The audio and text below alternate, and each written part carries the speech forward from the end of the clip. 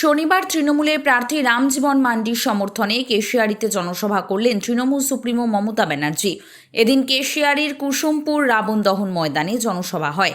এদিনের জনসভায় বিধায়ক ও বর্তমান প্রার্থীকে এক মঞ্চে এনে মমতা বলেন, পরেশকে আমরা দলের কাজে লাগাবো। কর্মীদের বিভ্রান্তি দূর করতে তার ঘোষণা, কে প্রার্থী ভুলে যান, সরকারটা আমিই করব, 294টা কেন্দ্রে আমি প্রার্থী, মনে রাখবেন। আবেগ উস্কে তিনি বলেন, কেশিয়াড়ি এলেই আমার একটি ছেলের কথা মনে পড়ে, তার নাম জগদীশ। তাকে আমি চিরকাল মনে রাখবো। ও আমার কাছে হারিয়ে গেছে, কিন্তু আমার হৃদয়ে ও বেঁচে আছে। প্রার্থী রামজীবন ও বিধায়ক পরশকে পাশাপাশি দাঁড় করিয়ে নেত্রী প্রশ্ন করেন, দেখুন তো, এই দুই ভাইয়ের মধ্যে কোনো তফাৎ আছে? আমরা সবাই এক, তাই বিজেপিকে নির্বাচনের পর বলবেন, এবার তোরা দেখ। একই সঙ্গে তার হুঁশিয়ারি, বিরসা মুন্ডা, রঘুনাথ মুর্মু বলে কিছু থাকলে তোমাদের বিচার একদিন হবে মানুষের আদালতে। ভোট গণনায় কারচুপির আশঙ্কা প্রকাশ করে মমতার নির্দেশ, কেউ গণনা কেন্দ্র ছেড়ে চলে যাবেন না। প্রথমে স্লো কাউন্টিং করবে, মেশিন খারাপ করে দেবে, বাংলায় এদের শূন্য করে দিন। আর দিল্লিতে সব মিলিয়ে কেশিয়াড়ির কোন্দল মিটিয়ে জয়ের পথ প্রশস্ত করাই ছিল নেত্রীর এদিনের মূল লক্ষ্য। তাই বিজেপিকে বলবেন ইলেকশনের পরে, দেখ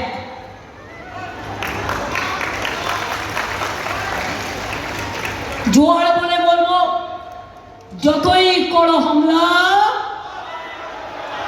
আবার জিতবে বাংলা। ভোটের দিন হবে বদলা, গণতন্ত্রে ভোট দিয়ে আবার জিতবে বাংলা।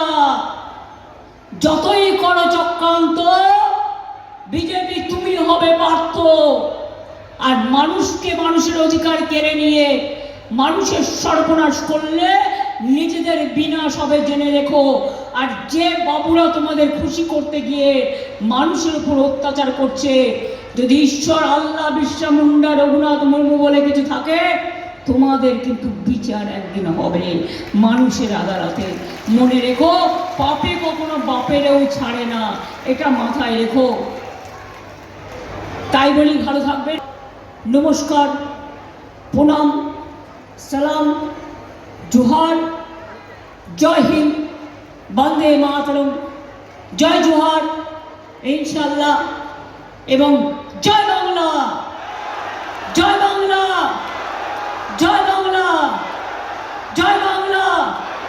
জিতবে বাংলা, জিতবে বাংলা, তৃণমূল জিতবে বাংলা, তৃণমূল জিতবে বাংলা, জয়ফুল জিতবে বাংলা। কেউ কাউন্টিং ছেড়ে চলে যাবে না। প্রথমে স্লো কাউন্টিং করবে, মেশিন খারাপ করে দেবে। মেশিন খারাপ করে দিলে নতুন মেশিন আনতে বলবে। অনেক লাইন আপনারা দিয়েছেন মানুষ, এবার ভোটের লাইনে বিজেপিকে বেলাইন করবার জন্য মেশিন খারাপ হলে খারাপ মেশিনে ভোট দেবেন না, ওখানে চিপ ঢুকিয়ে দিয়ে বিজেপির ওখানে ভোট ফেলবে। নতুন মেশিন আসবে, প্রত্যেকটা কাউন্টিং করে নিতে হবে, প্রত্যেকটা পার্টিকে ভোট দিয়ে দেখতে হবে সেটা ঠিক আছে কিনা। আর সন্দেহ হয়ে গেলে, কেশিয়াড়িতে আসলেই আমার একটি ছেলের কথা মনে পড়ে। আমি যখন মেদিনীপুরে সিপিএমের সাথে লড়াই করতে করতে কখনো কেশপুরে আসতাম, কখনো চমকাইতলায় আসতাম, কখনো কেশিয়াড়িতে আসতাম, কখনো দাঁতনে আসতাম, আমি দেখতাম ছেলেটি রাস্তায় দাঁড়িয়ে আছে, তার মা একটু কাজু বাদাম ভেজে দিয়েছে, সেইটা নিয়ে একটা টিফিন কৌটো করে রাস্তার মোড়ে দাঁড়িয়ে থাকতো। তার নাম জগদীশ, কেশিয়াড়ির ছেলে। আমি তাকে চিরকাল স্মরণ করব। ও আমার কাছে হারিয়ে গেছে, কিন্তু আমার হৃদয়ে ও বেঁচে আছে।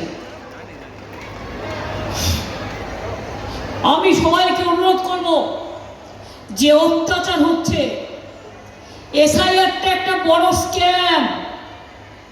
এটা এসআইআর নয়, বিজেপিকে ক্ষমতায় আনবার জন্য একক প্রচেষ্টা, একটা বড় স্ক্যাম, এটা মাথায় রাখবেন। সবার নাম কেটে দেওয়া, মানুষকে লাইনে দাঁড় করিয়ে অসম্মান করা। আপনাদের কত ভোট কেটেছে? 90 লক্ষ হিন্দু, 90 লক্ষ ভোট কেটেছে, তার মধ্যে 60 লক্ষ হিন্দু আর 30 লক্ষ মুসলমান। আজও লোককে অ্যাডজুডিকেশনের লাইনে দাঁড়াতে হচ্ছে। আজকে আদিবাসী ভাই বোনেরা